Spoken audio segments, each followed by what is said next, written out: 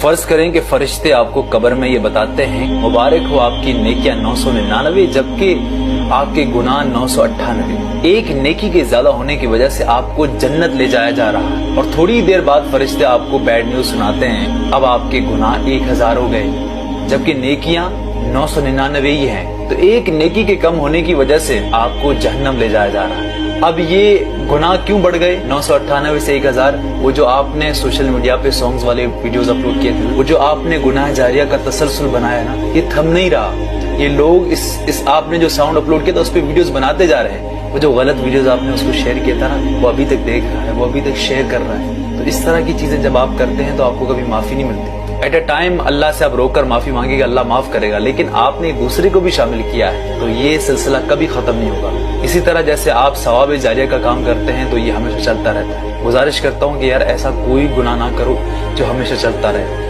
کچھ ایسے گناہ ہیں، میں کہتا ہوں بھلے بڑے بھی ہوں، اللہ سے ایک بار معافی مانگنے پہ اللہ معاف کر دیتا ہے، وہ معاملہ رفع دفع ہو جاتا ہے۔ گناہ جاریہ کا تسلسل کبھی نہیں رکتا۔